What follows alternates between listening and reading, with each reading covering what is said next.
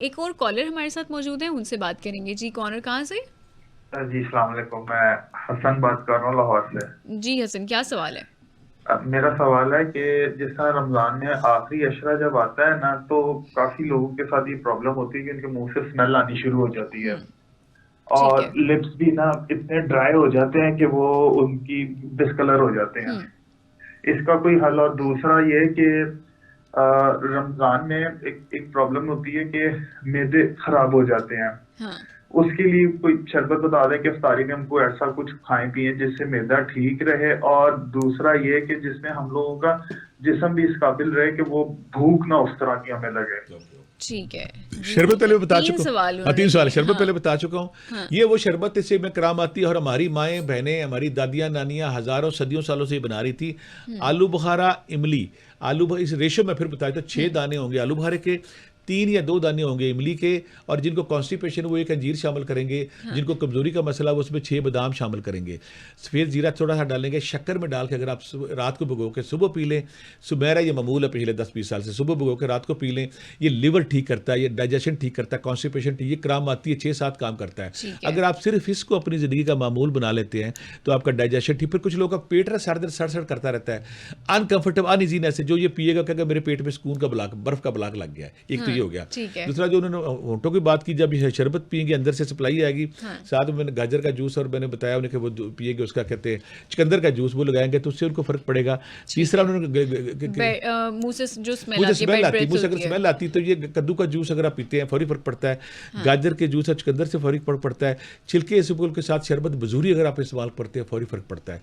और दूसरी बात है कि बाज़ औक़ात तो अल्लाह ताला की जो आखिरी दिनों में रोज़े की स्मेल आती है, ये स्मेल अल्लाह को इतनी पसंद है कि अल्लाह ताला हुँ, बहुत सारे इसके अजर रखे हुए हैं कि मेरे रोज़ेदार को मेरे रोज़े की वजह से, मेरे फ़ाक़े की वजह से हुँ, इसको ये स्मेल आ रही है, और इस स्मेल को कस्तूरी का बदला दिया जाएगा क़यामत में। सुभान रोज़े अल्लाह। मशर की हुँ, कस्तूरी के हमें नाम दिया जाएगा कि तुम्हारे जो मुँह से स्मेल आती थी।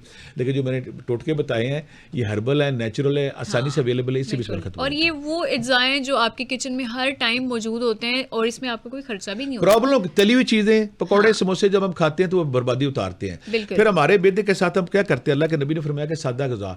हम जब 5-6 चीज़ें ठोकते हैं तो मैदा कन्फ्यूज़ होता है कि मैं किसको डाइजेस्ट करूँ। हुँ, हाँ, जवानी में ये पॉसिबल है, जो जवान बच्चे हैं वो खा लेते हैं, उनका हर सारे सिस्टम ठीक काम कर रहे हैं।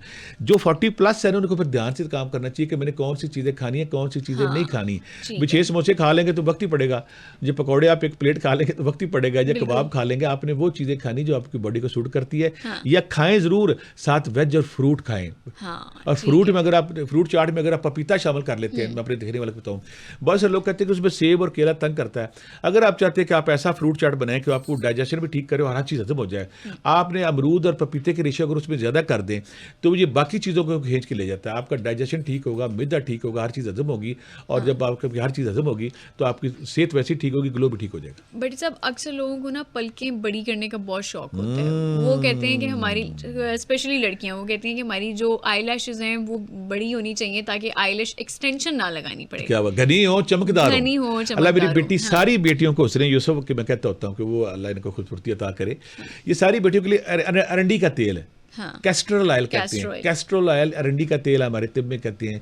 ये लगाएं, ये बड़ा इफेक्टिव है, मुजरब। और दूसरी बात है, एलोवेरा लगाएं इस पे, दुनिया की बेस्ट चीज़ है। हाँ, एलोवेरा की खूबसूरती क्या है, क्वार गंदल, गैगवार, एलोवेरा, जहाँ कोई लिगामेंट टूटा है, जहाँ कोई टूट फूटा बॉडी में, जहाँ कोई सोजिश है, वर्म है, घुटनों में वर्म है, ये फौरी तौर पे वहाँ इफेक्टिव होती है। ठीक है। अल्लाह की हर चीज़ में हिकमत है। आप अरंडी का तेल लगा सकती हैं, आप एलोवेरा लगा सकती है। इससे आप हफ्ते के अंदर आपके बाल घने और चमकदार होना शुरू हो जाएंगे। और कुछ मेरी बेटियां अक्सर, जब आपने आईब्रो की बात करके, मेरे जो नाखन है वो हाँ, चमकदार होने चाहिए। बिल्कुल। मेरे नाखनों में वो शाइन, वो गुलाबी पिंक पन नहीं है, वो हाँ, ग्लो नहीं है। वो लहसन का लगाकर लगाती हैं, लहसन का अर्क निकाल के, वो बड़ा इफेक्टिव है। उनके जो जो हो नाखन है वो पिंक होते हैं, ठीक शाइनिंग है। आती है। और साथ अगर वो अरंडी का तेल लगाती है वहाँ पे भी, अरंडी कैस्ट्रोल ऑयल, मैं अरंडी बोल रहा हूँ, हमारी तिब में जिसे अरंडी कहते हैं, वैसे ये कैस्ट्रोल ऑयल के नाम से भी अगर आप ये लगाते हैं वो बड़ा इफेक्टिव है। बाल भी चमकदार होंगे, आईब्रो भी चमकदार होंगे, और आपके ये जो है क्या कहते हैं, नाखून भी होंगे। बट साहब, ये लगाना कैसे है? क्या तरीका है? रात को लगाना है, सुबह रात को लगाना लगाना है? है, रात को लगाना है, ठीक है, सुबह ये रात को लगाया ज़्यादा इफेक्टिव है। ठीक है। अब कुछ मेरी बेटियां आई, बाल जो पलकें लंबी है, हाँ, ये जो मैंने अरंडी का तेल, बड़े एहतियात से अरंडी का तेल और जो एलोवेरा, ये अगर पलकों पे लगाएं तो वहाँ भी ये उतने मुजरब है, लेकिन ठीक है। एहतियात से लगाना आंखों में नहीं चाहिए। हाँ, क्योंकि अक्सर लोगों की आंखों पे चला रहता है ना, तो वो हाँ, जलन का एहतियात एहतियात से लगाएं। शिकायत करते हैं, तो एहतियात से फिर जो लगाना है। मेरी बेटी चाहती है ना कि हमारा ग्लो जो है, सादा फार्मूला। अगर आप चाहती कि आप तो आपने अर्के गुलाब रेगुलर अपने इस्तेमाल, जो मेरी बेटियां इस्तेमाल करती वो जानती ठीक कि अर्के है। गुलाब कितनी इफेक्टिव है। करना कि अर्के गुलाब पे आपने सिर्फ या जमील हो या अल्लाह एक तस्वीर पढ़नी कि अल्लाह तो खूबसूरत है, मैं भी खूबसूरत होना चाहती हूँ। अर्के गुलाब पे अगर या जमील हो या अल्लाह पे एक पढ़ती है, उसको रूटीन रखती है हर मामले में, वो भी आपके ग्लो और आपकी स्किन के लिए बहुत अच्छा है। ठीक है, एक और कॉलर हमारे साथ मौजूद हैं। जी, कौन और कहाँ से? जी जी, क्या सवाल है आपका? मेरा मेरा सवाल है प्रोफेसर साहब से कि मैंने फरमाए रमजान के मुसलसल रोजे रखे हैं, जिससे मेरे मैदा और जिगर में मसा आ गया है, जिससे मेरे चेहरे का रंग भी फीका पड़ गया है।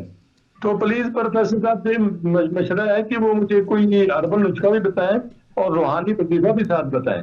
भट्टी साहब, सबका यही मसला है कि जिगर और मैदे अपसेट हो चुके हैं। बिल्कुल। और उसके साथ जो हमने चंगेजी अटैक किया ना मैदे पे, जैसे चंगेज हाँ किसी शहर पे हमला करता, हमने अपने मैदे पे हमला कर दिया। बिल्कुल, इफ्तार के टाइम पूरी पे फ्राइड आइटम होती है। फौजें हम कहते हैं अगर बुफे लगा है ना, मैंने बुफे वो पूरा करके जाना है भी। अगर आप बुफे पूरा करने के बाद अगले 4 दिन डॉक्टरों के पास जाएंगे, मेरे बहुत सारे डॉक्टर मुझे मिलते हैं, कहते हैं आखिरी अशरे में और ईद के 10 दिन बाद तक मेरे पास इतना रश होता है ना, मैदा मैदा मैदा।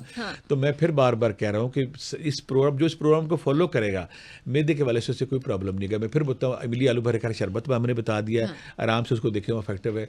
फिर अर्के कासनी, अर्के बकू, अर्के सौंफ का मैंने वो अर्के बता दिए, इंतहाई मुजरब है। कद्दू का जूस मैंने बता दिया कि उसके अंदर आप वो जो कहते हैं पुदीना डाल के, छोटी इलायची, पुदीना डालें, काला नमक डालें, थोड़ा शक्कर डाल के पिए।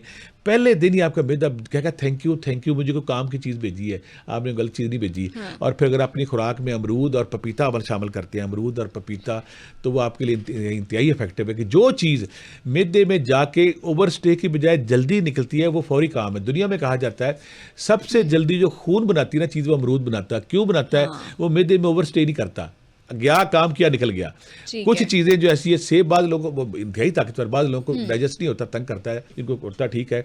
और कुछ लोग जो बलगमी मिजाज है, जिनको बलगम रेशा आखिरी महीनों में आता है, वो आखिरी दिनों में सेब और केले से पूरा परहेज करें। जिन लोगों को पूरा महीना दही खाते हैं, लस्सी खाते हैं, चावल खा रहे होते हैं, और अक्सर लोगों को 20वें 25वें रोजे के बाद शिद्दत से ना उनको बलगम रोशा जुकाम फ्लू होना शुरू हो जाता है, बलगमी मिजाज हो जाता है। ऐसे लोग फौरी तौर पे आखिरी दिनों में केला और सेब बंद कर दें और दही और लस्सी का इस्तेमाल कम करें, और जो बाकी हमने चीज़ें बताई हैं वो इस्तेमाल करें। इंशाल्लाह इफेक्टिव होगा। बट साहब, अब क्योंकि मौसम भी चेंज हो रहा है और ज़ाहिर है ड्राइनेस भी बहुत ज़्यादा है, ज़ाहिर है अगर हम अपने चेहरे की खूबसूरती का ख्याल रखेंगे तो पाँव की खूबसूरती का ख्याल भी मेरे ख्याल से रखना चाहिए। एड़ियाँ हमारी खूबसूरत होनी चाहिए, वो जो क्रैक हील होती है ना, वो नहीं होनी चाहिए, वरना सारा जो मजा किरकिरा अच्छा बेटा, मुझे ना 4-5 औरतें मिली, मैं उनकी ना साइकी पे, उनकी ऑब्जर्वेशन पे हैरान हो गया। वो कहती कि मुझे आदत है, मैं जब भी कोई औरत मिलूँ मैं पहले उसकी एड़ियाँ चेक करती हूँ। हाँ बिल्कुल। वो कहती मुंह तो बड़ा सवार के आई है, बिल्कुल, कपड़े तो बड़े पा के आई है, पाँव का ख्याल है। और मेरी बात बेटियां जो है ना, पाँव के वाले से वो उतना ख्याल नहीं करती, वो अपना ऊपर लेपा तोपी करके अपने आप को तैयार करके, एड़ियाँ खूबसूरत होनी चाहिए। और दूसरी बात है कि एड़ियाँ अगर आप उनका ख्याल नहीं करेंगे तो वो फट जाती हैं, फटने के बाद आपको चलने में दुश्वारी होती है। एड़ियों के वाले से भी दुनिया दो वही चीज़ें जो मैंने बताई है, कैस्ट्रोल ऑयल लगा लें, बादाम का तेल लगा लें, और फिर एलोवेरा लगा ले। तीनों चीज़ें में से जो आपको अवेलेबल है लगाती हैं। और पुराने ज़माने में खुरचरा मिलता है, जो उसे जो फालतू स्किन, डेड स्किन को साफ करते थे, स्क्रब करते थे, वो भी इफेक्टिव है। अब आपने एलोवेरा लगा सकते हैं, कैस्ट्रोल ऑयल लगा सकते हैं, और बादाम का जो तेल है वो लगाएं। ये तीनों इफेक्टिव हैं, और मालिश करेंगे रात को अगर लगाएंगे तो सुबह आपकी स्किन ठीक है। तीसरी बात है, अगर आप चाहती हैं कि आप बिल्कुल नाखूनों के अंदर से स्मेल खत्म हो जाए, एड़ियाँ भी ठीक हो जाएँ, तो नीम के पत्ते मंगाएं। नीम के पत्तों को उबालने के बाद उसमें पानी डालें और एक टब में डालें, उसमें पाँव अपने रख दें। नीम के पत्ते मंगाएं, उससे स्किन के रेलेवेंट, क्योंकि पाँव हमारे हम साफ नहीं करते, मिट्टी में चलते हैं, सैंडलों में चलते हैं, जूतों में चलते हैं, तो पाँव में कहीं ना कोई इन्फेक्शन, कहीं ना कोई गंद पड़ा होता है वहाँ पे। तो आपने नीम के पत्ते मंगवाने हैं, उसके अंदर उबालना है, उसके अंदर नमक डालना है, अपने पाँव 15 से 20 मिनट रखने हैं। उसके बाद जब बाहर निकालेंगे, बाहर निकाल लेते वक्त अगर आप एलोवेरा लगाते हैं या बादाम का तेल लगाते हैं या अरंडी का तेल लगाते हैं, इंतहाई इफेक्टिव है। पहले दिन ही रिलीफ मिलेगा, 2-3 दिन लगा लें, आपकी एड़ियाँ पिंक भी होंगी, गुलाबी भी होंगी, शाइनिंग भी होगी, उनकी गुलाई और उनकी शेप भी बड़ी खूबसूरत होगी। क्या बात है। बट साहब, बहुत सारे लोगों को एड़ियों में या पाँव में ना फंगल इन्फेक्शन भी हो जाता है अगर वो पाँव धोते हैं या फिर वो जूते पहनते हैं। बड़ा नीम के पत्ते, ठीक है, पूरे जिस्म में कहीं भी एलर्जी है, कहीं भी स्किन है। कुछ लोगों को मुंह से स्मेल के, मैं भूल गया हूँ, बच्चा कह रहा था कि मुझे मुंह से स्मेल के वाले से, अगर आप नीम की जो है ना वो मसवाक है, हमारे नबी पाक सल्लल्लाहु अलैहि वसल्लम और उसके बाद बेशुमार लोग हर दौर में करते रहे, अगर आप किकर की मसवाक है या नीम की मसवाक अगर ये लेते हैं, तो जब आप मुंह में चबाते हैं ना, तो आपके अंदर जो गंदे मादे हैं वो बार बार वो बाहर निकलते हैं। जब आप टूथब्रश करते हैं तो गंदे मादे बाहर नहीं निकलते, आपने साफ किया वही रह गया। जब आप मसवाक करते हैं 10 मिनट, तो 10 मिनट मुसलसल आपके मुंह से पानी आप थूकते रहते हैं, वो पानी आपका गंदा बाहर निकलता है। अगर आप किकर की या नीम की मसवाक करते हैं और मसवाक चबाते रहते हैं, जब आप चबाते हैं तो ऑटोमेटिकली सलाइवा निकलता है। मुंह का ये खासा है, उसकी तख्लीक है कि जब आप मुंह को हिलाते हैं ना, बड़ा कुछ रहते हैं तो पानी निकलना शुरू होता है। तो जब आप उस मसवाक को बार बार चबाएंगे तो फालतू जो मादी गंदा पानी वो निकलेगा और आपका मुंह भी साफ हो जाएगा, स्मेल भी खत्म हो जाएगी। आप नीम और किकर की मसवाक इस्तेमाल करें, वो भी बड़ी इफेक्टिव है। ठीक है।